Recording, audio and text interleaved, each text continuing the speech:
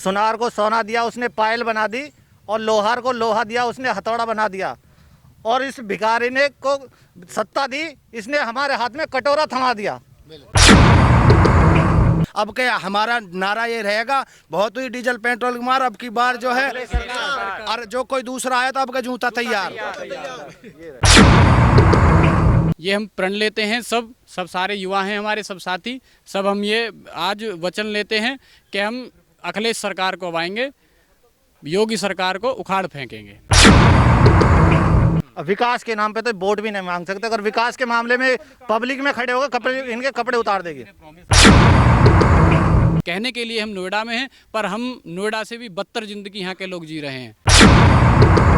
कि मोदी जी कहते हैं भैया हम तो फकीर हैं, झोला उठा के चल देंगे।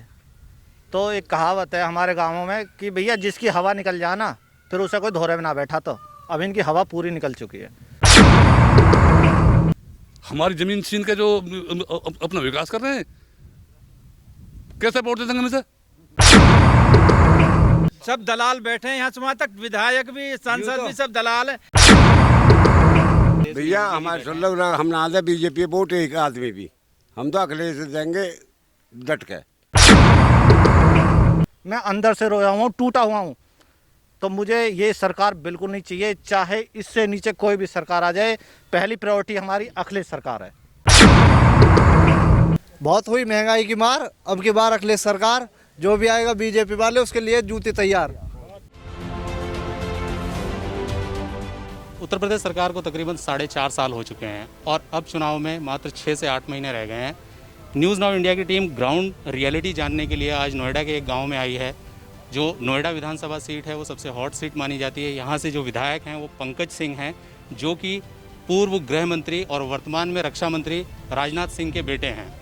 गाँवों में क्या विकास हुआ है, गाँव के लोग क्या सोचते हैं, 4.5 साल की मोदी योगी सरकार, जिसको डबल इंजन की सरकार कहा जाता है, उस सरकार में गाँवों में क्या विकास हुआ है, ग्राउंड पे क्या काम हुआ है, उसी को जानने के लिए आज हम नोएडा के एक गाँव में मौजूद हैं, जिस गाँव का नाम है सोहरखा।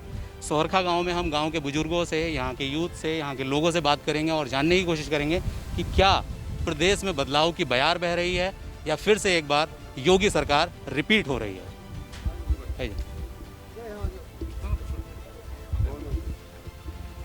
चाचा 4.5 साल हो गए हैं योगी सरकार के। हाँ जी। आपको क्या लगता है योगी सरकार दोबारा आएगी? नहीं आवेगी। बहुत काम किए उन्होंने, ऐसा कहा है। ना अज उन्होंने करे होंगे, यहाँ ना करो। अब तुम्हारे गाड़ी रास्ते पड़े हैं, बिजली खंबा, शाम को आके देख लो जो एक लाइट बल जा। दीपावली पे भी नहीं लाइट बलती। हाँ जी, ये 4 साल में कोई काम नहीं किया ना हमारे यहाँ काम नहीं हो जी। प्रदेश में डबल इंजन, हम तो और सब परेशान हैं। है जी, ना कोई रोड बनाया हो, ना खंबा सही करे, कोई भी नहीं करो यहाँ।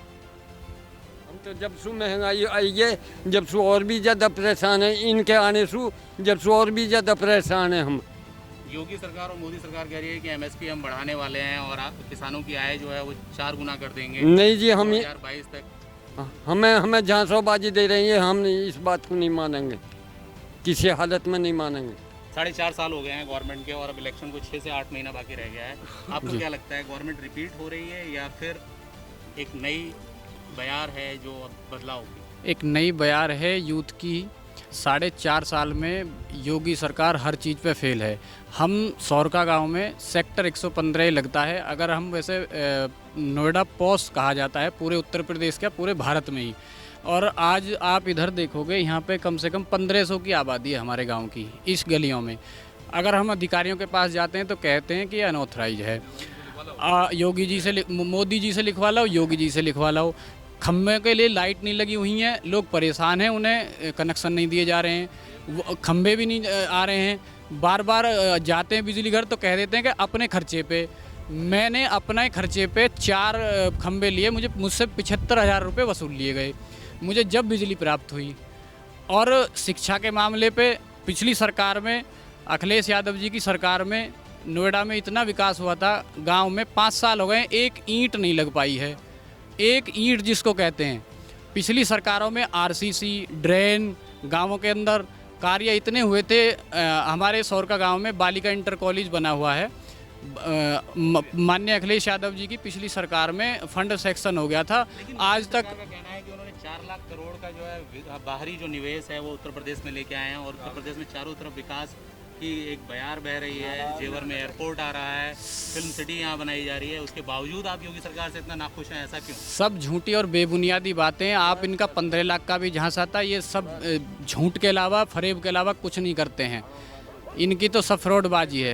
निवेश में कोई नहीं आ रहा है। निवेश पिछली सरकार में हुए थे, सैमसंग कंपनी आई थी पिछली सरकार में, माननीय अखिलेश यादव जी की सरकार में सैमसंग कंपनी आई थी और आज वो धरातल पे और आज वो चालू हो रही है। नोएडा के सेक्टर 80 हमारे गांव से 2 किलोमीटर की दूरी पर है, आज वो कार्यरत है।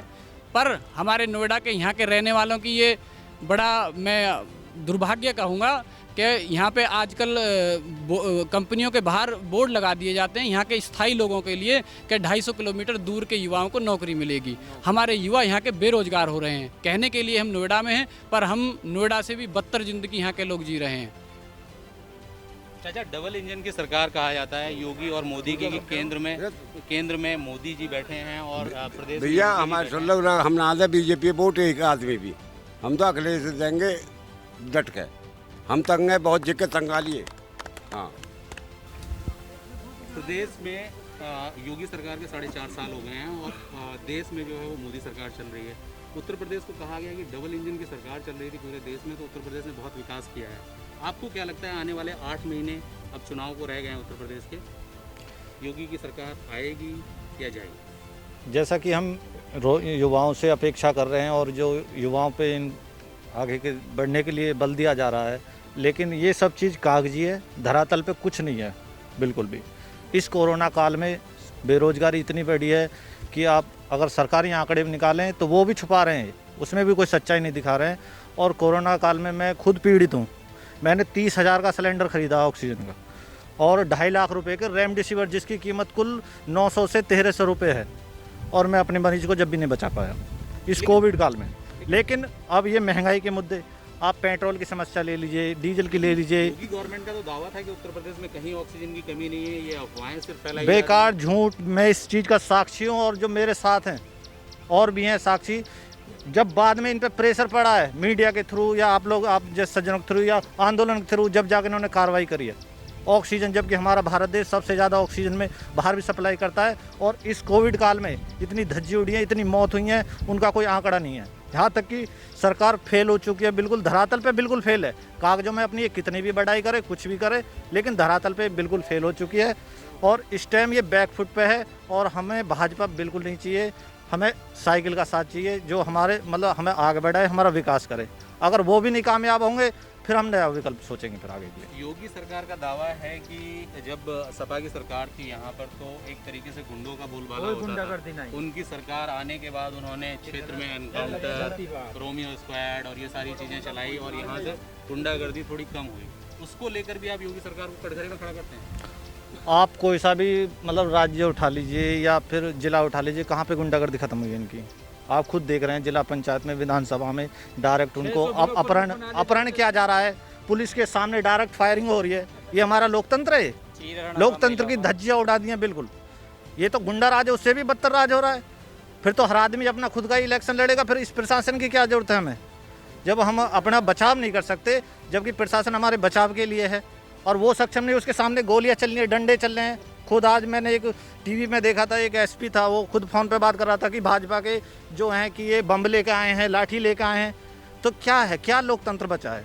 सब खत्म हो चुका है बिल्कुल। अगर ये परिवर्तन नहीं हुए ना तो देश में एक चिंगारी ऐसी फूटेगी कि इनका सर्वनाश होगा और क्रांति पूरी भड़क चुकी है इस टाइम देश। देखिए, बदलाव की बयार है पूरी गौतम बुद्ध नगर में तो और पूरे प्रदेश में ही। मैं प्राधिकरण की बात करता हूँ। प्राधिकरण में कम से कम 30 साल हो गए हैं सफाई कर्मचारियों को। उनका ना तो अब तक कोई नियमित उनको किया गया है, ना ही कोई उनको सुविधा दी गई है। बार बार उनसे मीटिंग होती है, उनसे कहा जाता है कि बोर्ड में आपका प्रस्ताव भेजेंगे हम।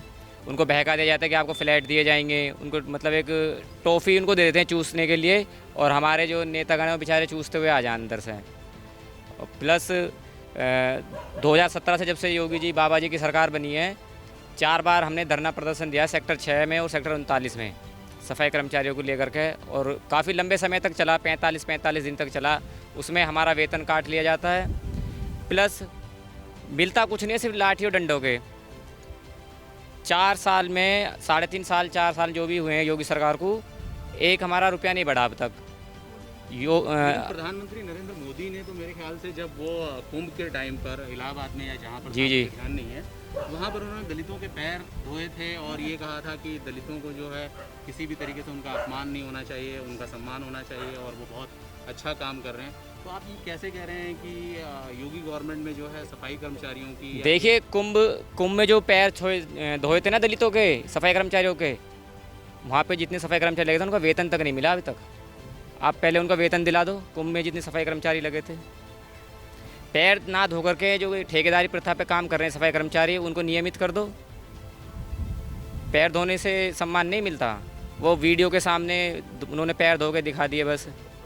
हमें क्या पता वो सफाई कर्मचारी कौन है, क्या पता हमें। आप लोग बदलाव की बयार की बात कर रहे हैं और बात कर रहे हैं कि क्या नाम है, इस बार जो है हम अखिलेश यादव को ही सपोर्ट करेंगे और अखिलेश यादव आएंगे। मायावती इस जिले की बेटी हैं, मायावती को लेकर आप लोगों की क्या राय है? देखिए ऐसा नहीं है, मायावती ने भी विकास कार्य किया था यहाँ पे, पर उसके बाद उन्होंने भी वही चालू कर दिया, हाथी घोड़े बनाने शुरू कर दिए, उसमें पैसा खर्च करना शुरू कर दिया। क्षेत्र के लिए कुछ नहीं किया, सब अपने पार्कों में उसमें लगाए हैं पैसे। तो मायावती के लिए यहाँ पे कोई वो नहीं है, यहाँ पे सिर्फ अखिलेश के लिए वो। क्या नाम है आपका पूरा? मेरा नाम विक्रम पंडित जी है, सौरका का निवासी हूँ जी। प्रदेश में जो है 4.5 साल हो गए हैं योगी सरकार के, और योगी सरकार ये दावा करती है कि उसने प्रदेश में बहुत विकास किया है और बहुत सारे काम हुए हैं। और अगले इलेक्शन में अभी जैसे आपने बाईपोल से देखे, इसके जो पंचायत इलेक्शन हुए हैं इसमें अच्छी खासी जीत दर्ज की। आपको क्या लगता है योगी सरकार के वादे, शुरू में ही योगी जी ने वादा करा कि मैं 3 महीना में यूपी गड्ढे मुक्त कर दूंगा। ये योगी जी ने ना, आज 4.5 साल होगी। यूपी छोड़ो, मेरे गांव में देख लो, इसमें करीब 1500 आदमी की आबादी है, इसमें एक ईंट खरंजा तक की नहीं लगी है।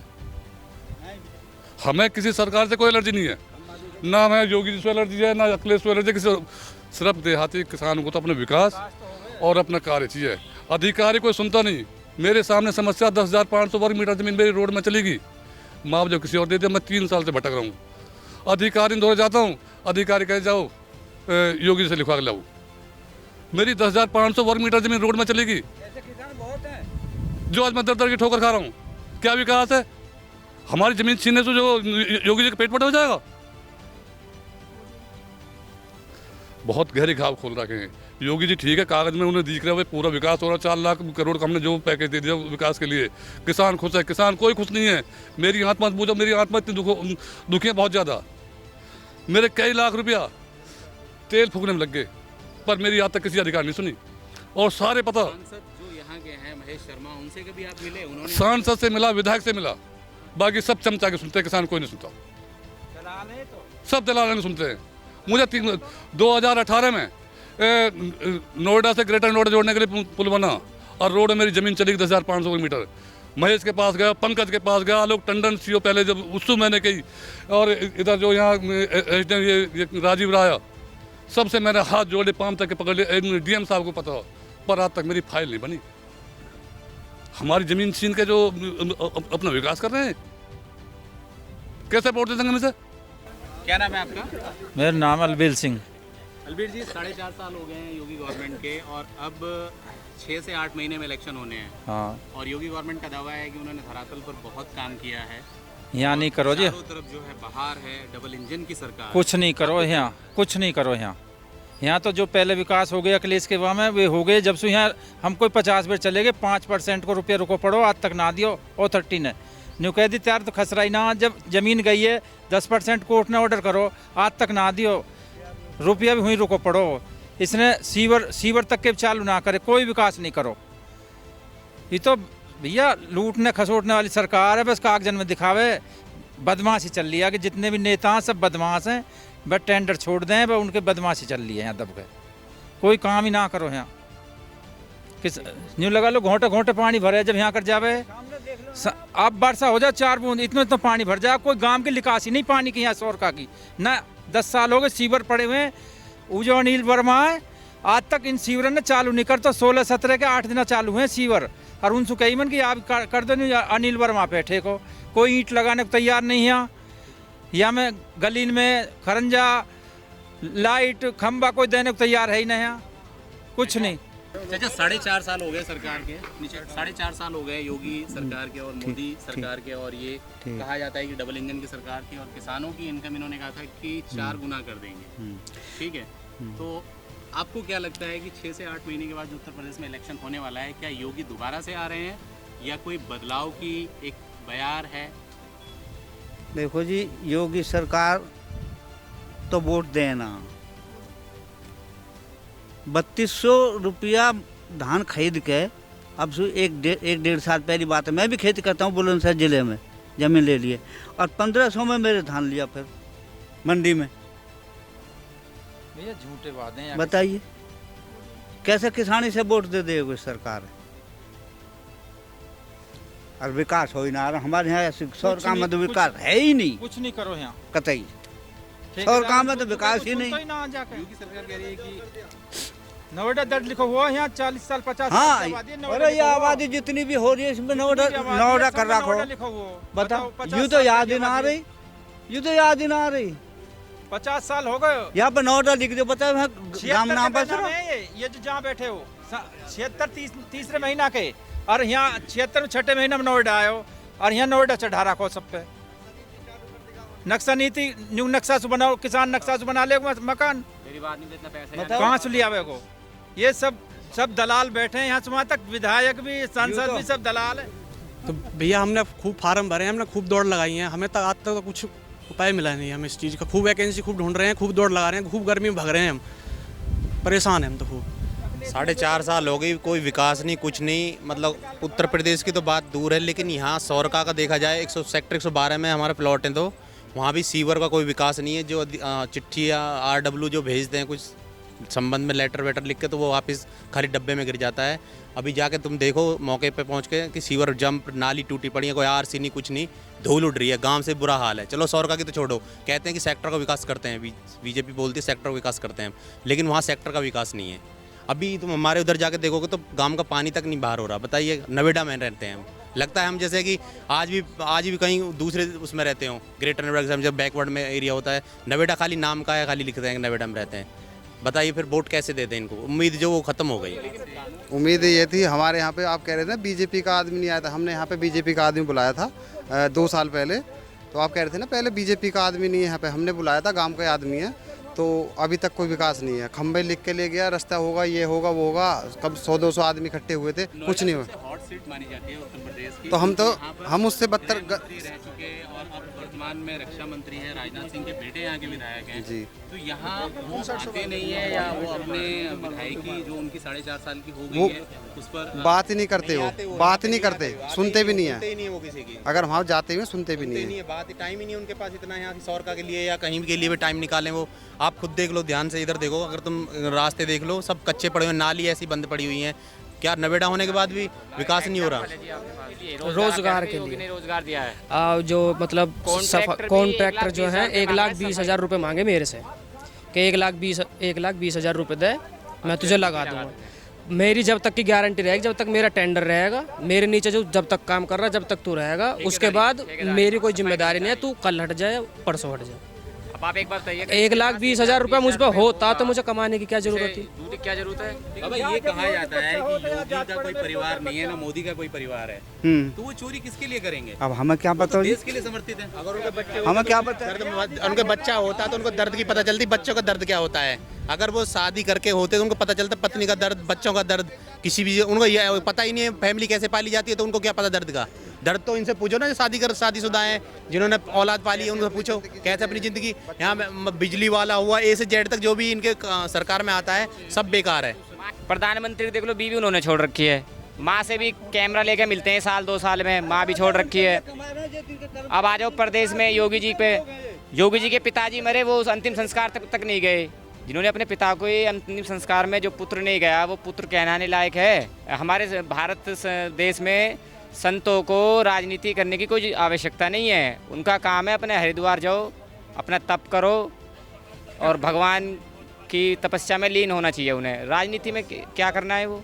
नहीं, ये कहा जाता है कि जिसने सार्वजनिक जीवन में शादी नहीं की और क्या नाम है वो, जैसे अटल बिहारी वाजपेयी हो गए, उसके बाद मोदी हो गए, मायावती हो गई, जयललिता हैं, बहुत सारे ऐसे एग्जाम्पल हैं जो कहे जाते हैं कि अगर उन्होंने शादी नहीं की है तो बाय डिफॉल्ट वो लोग ईमानदार हैं, वो किसके लिए चोरी करेंगे।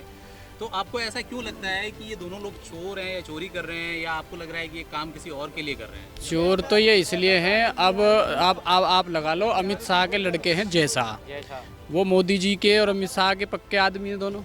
और जय शाह को 1600 करोड़ रुपए की कहाँ से इनकम हो गई, वो हमें 16,000 करोड़ मुनाफा हो गया एकदम। जिसने कभी बैट पकड़ के नहीं जिसने बैट पकड़ने, वो ICIC के सचिव बन गए, सचिव बने हुए बैठे बीसीसीआई के। तो ये कमा तो इसलिए ने, एक ये चोले की लाल रंग के भगवा वस्त्र के चोले में ये बड़े देश के साथ गद्दारी कर रहे हैं, देश को कर्ज में डुबाते जा रहे हैं। कोरोना काल में इन्होंने 1.5 लाख करोड़ का पिछली बार अंतर्राष्ट्रीय बैंक से लोन लिया है। आज तक किसी, मैं जानता हूँ सारे युवा बैठे, ना किसी को रोजगार है, ना किसी को इनको लोन है। माल्या और मोदी वो अपने इनको दे देते, ये उनको लोन दे देते हैं, फुर्र हो जाते हैं। सच्चाई ये है कि ये भगवा चोले के अंदर देश को बर्बाद कर रहे हैं।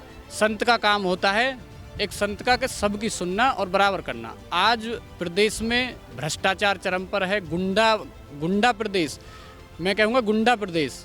आज की डेट में उत्तर प्रदेश जो है हमारा गुंडा प्रदेश बन चुका है। लेडीज़ों के वस्त्र हरण हो रहे हैं, महाभारत काल में हुआ था ये, जो हमें आज देखने को मिल रहा है। हम किताबों में पढ़ते थे, कहानियाँ पढ़ते थे कि महाभारत में ये हुआ था द्रौपदी के साथ। बधाई दी है ब्लॉक प्रमुख के चुनाव में, कि ब्लॉक प्रमुख के चुनाव जीते हैं, और योगी जी को बधाई दी है। योगी जी ने कहा है कि बहुत शांति से और बहुत अच्छी तरीके से संपन्न हुए। मैं आपको कितने प्रूफ दिखाऊं? पुलिस BDCओं को जब उठा के ले जा रही है तो वो कहाँ वोट देंगे? उनका अपहरण हो रहा है, उनको बंद कर रहे हैं, सरेआम गोली चल रही है। आपने भी देखा है, IPS अधिकारी को, SP हैं इटावा में, उनको सीधे चांटा लगा है, पत्रकारों को पीटा जा रहा है। अगर किसी देश का, प्रदेश का विकास करना होगा तो थोड़ी बहुत महंगाई तो पब्लिक को झेलनी ही पड़ेगी। आखिर रेवेन्यू कहाँ से आएगा? सुनो, महंगाई एक चरम पे। सुनो, आप हमें ये बताइए, जब 430 रुपये का सिलेंडर था, कांग्रेस की सरकार थी, हमने खूब पढ़ा था, हमने खूब देखा है, हम भी यंग हैं। उस टाइम तो ये सर पे वो रख के स्मृति ईरानी और वो आंदोलन करते थे। आज पेट्रोल 100 रुपये कर रहे हो आप। पेट्रोल क्यों कर रहे हो आप? अंतर्राष्ट्रीय बाजार में कितनी कीमत है? बैरल का क्या आ रहा है वहाँ से? 35 रुपये है। कोरोना काल में अंतर्राष्ट्रीय लेवल पे कच्चे तेल की कीमत फ्री हो गई थी। उन्होंने कहा था कि ले जाइए आप, किराया भी हम देंगे। पर भारत में क्यों नहीं सस्ता कर पाते हैं? ये सारे देशों में सस्ता हो जाता है, भारत में प्रतिक्रिया। क्या लगता है क्यों सस्ता नहीं करते? ये जो शासक है ना, ये क्रूर शासक है, तानाशाह, हिटलर शाही शासक है।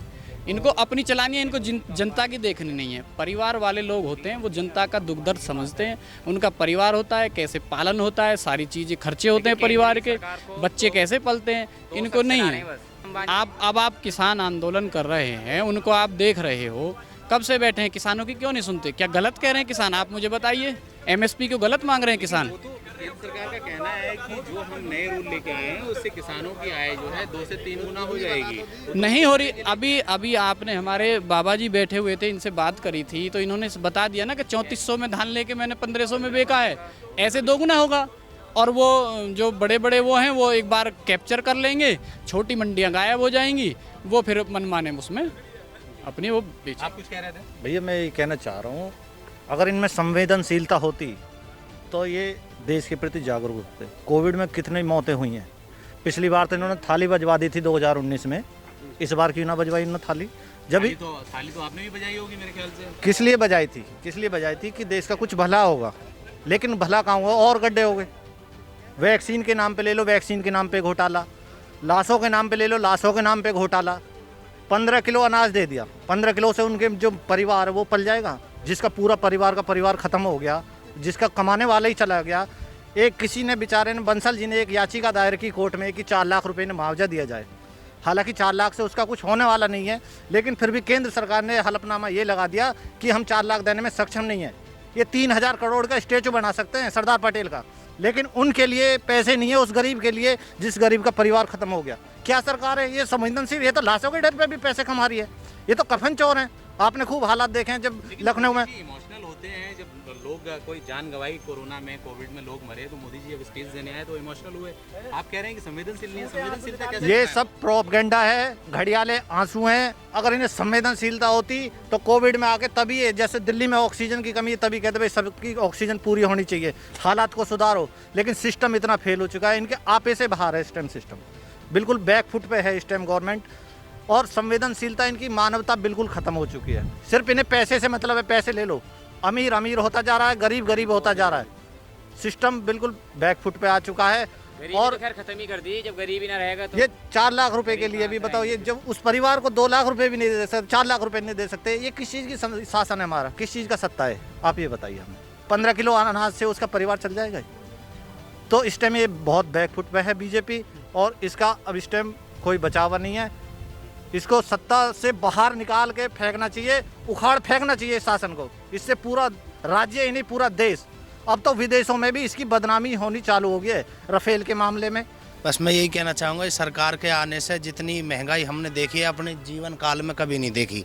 आप भी इस बात के साक्षी होंगे कि आज से 5-7 साल पहले पेट्रोल डीजल भी कहाँ पे था, बिजली की यूनिट के रेट क्या थे। लेकिन जो आदमी, पहली बात तो रोज़गार ही नहीं है गाँवों में, सेक्टरों में या जो लोग संपन्न हैं वो अपनी ज़िंदगी जी रहे हैं, लेकिन गांवों में हमारे खासकर नोएडा क्षेत्र के गांवों से ज़मीन नोएडा ने ले ली बेईमानी की नीति से। हाँ, और रोज़गार है नहीं, ऊपर से महंगाई इतनी ज़्यादा है। आप बिजली की बात करो, पेट्रोल की बात करो, शिक्षा की बात करो, स्वास्थ्य की बात करो, ये सारी चीज़ें मेन मुद्दे आम आदमी के यही हैं, और इन्हीं पे सबसे ज़्यादा आग बरसा रखी है सरकार ने। बिजली इतनी महंगी है, रही बात शिक्षा की बात, ये तो इनके पास कोई मुद्दे नहीं है, इसलिए इनको हिंदू मुस्लिम करके इनको वोट भड़काना, वोट लेना, हिंदुओं को पक्ष में करना, मुसलमानों को कोई दूसरा प्रलोभन देना, ये तो सब इनका एक राजनीतिक एजेंडा है और कुछ नहीं है इसके अलावा। और इस बार इनके मैनिफेस्टो में सिर्फ दो एजेंडे रहेंगे, या तो राम मंदिर या हिंदू मुस्लिम। विकास के नाम पे तो वोट भी नहीं मांग सकते। अगर विकास के मामले में पब्लिक में खड़े होगा, इनके कपड़े उतार देगी। अभी मोदी गवर्नमेंट का कैबिनेट रिसफल हुआ है, तो उन्होंने उत्तर प्रदेश से 7 कैबिनेट मिनिस्टर, केंद्र में कैबिनेट मिनिस्टर नहीं है, मिनिस्टर बनाए हैं, और ज़्यादातर उसमें ओबीसी के लोग हैं। तो क्या ये एक चुनावी स्टंट लगता है? क्या जरूरत पड़ी ने? क्या जरूरत पड़ी? अगर वो अच्छा काम कर रहे थे तो इन्हें हटाने की क्या जरूरत पड़ी? क्या उनके दाग धुलना चाह रहे हैं? स्वास्थ्य विभाग की बात करो, डॉक्टर हर्षवर्धन को हटा दिया है, तो इन्होंने तो अपने आप ही बता दिया है कि कोरोना काल में हमारी जो व्यवस्थाएं फेल रही, इसलिए हमने केंद्रीय मंत्री डॉक्टर हर्षवर्धन को हटा दिया। तो ये एक इसी बात का प्रमाण है कि मोदी सरकार इस विषय पे फेल रही, जो कोरोना काल का मामला है। शिक्षा मंत्री बदल दिए और अन्य कई मंत्री, जो कई मंत्रालय है वो बदल दिए, जब सब कुछ ठीक था। मंदारी जैसे पहले गांव में आकर है ना मंदारी, इस बार ये डुगडुगी बजा रहे हैं, ये खेल दिखा रहे हैं, ये खेल दिखा रहे हैं। अब चुनाव उत्तर प्रदेश में, अब की बार चुनाव उत्तर प्रदेश में महंगाई के विषय पर, रोजगार पर होगा। अभी आप बता रहे थे कि 70,000 की योगी जी ने घोषणा करी है, घोषणा तो अन्य पार्टी ने भी करी है। अखिलेश यादव जी ने 4.5 लाख कांस्टेबल की भर्ती मेरिट के आधार पर अभी होने वाली है जब ये सरकार बनेगी। तो रही बात 10 लाख की घोषणा करी है उन्होंने। बिजली 300 यूनिट बिजली बिल्कुल फ्री रहेगी जो ग्रामीण परिवेश में बसने वाले लोग हैं। कॉमर्शियल एक्टिविटी जिन लोगों की है उनको बेशक 20 रुपये यूनिट दो, लेकिन जो आम आदमी बसा है उसकी ज़रूरत क्या है, उसको क्या दे रही है सरकार? तो ये बहुत अहम मुद्दा रहेगा। मतलब अखिलेश को भी आम आदमी पार्टी जो दिल्ली में 200 यूनिट बिजली फ्री दे रही है, उसी मुद्दे पर आकर अब इलेक्शन की आस उनकी बिजली से ही अब लगी। देखिए, अखिलेश यादव बहुत शिक्षित व्यक्ति हैं, कहीं ना कहीं योगी बाबा से तो बहुत शिक्षित है, वो इंजीनियर हैं, पढ़े लिखे हैं। और रही बात वो एक पारिवारिक आदमी भी, उन्हें पता है बच्चे कैसे पाले जाते हैं, कैसे पढ़ाए जाते हैं और कैसे घर की व्यवस्था चलाई जाती है। जो लोग आज सरकार चला रहे हैं उन्हें ये नहीं पता कि कैसे बच्चों को पढ़ाया जाता है और कितनी फीस कहाँ कौन स्कूल कितनी ले रहा है। तो ये बहुत महंगाई का मुद्दा प्रदेश में बहुत गंभीर है इस विषय पर। और बेरोजगारी जो प्रदेश में है, आज ये सारे युवा खड़े हैं, हमारा कोई काम नहीं, ना हमारी कहीं नौकरी है, और सब पढ़े लिखे हैं हम, हमारी कोई नौकरी नहीं, हमें कोई रोजगार है। यहाँ के जनप्रतिनिधि जो हैं, सांसद हैं डॉक्टर महेश शर्मा और पंकज सिंह हैं, क्या उनको लेकर भी आप लोगों की कोई शिकायतें हैं? देखो, हमारे यहाँ पे था प्रधानी सिस्टम, वो यहाँ से ख़त्म कर दिया। अब आवाज़ हम किस एंगल से उठाएं, किसको लेके चलें, आगे लेके चलें? हमारी आवाज़ जब तक सुनी जाएगी जब हमारा कोई मुखिया होगा। हम इनके पास जाते हैं, ये चलेंगे, मैं चलेगा, भैया चलेगा। क्या सुनेंगे? उनकी कोई आवाज़ नहीं सुनी जा रही है। जब हमारा संगठन होगा, कोई मुद्दा होगा, जब तो उस पर एक्शन लेंगे, लेकिन उस पर कोई एक्शन नहीं है। महेश शर्मा जी यहाँ से सांसद हैं, कैलाश के मालिक हैं। उन्होंने 5 हॉस्पिटल गौतम बुद्ध नगर में बना ली जब से वो सांसद बने हैं। उनसे आम जनता मिलने जाती है तो 3 गेट पार करने होते हैं, और मिले ना भी मिले फिर भी 3 गेट पार करने के बाद, ठीक जी। और गाँव में वो घूमते नहीं है।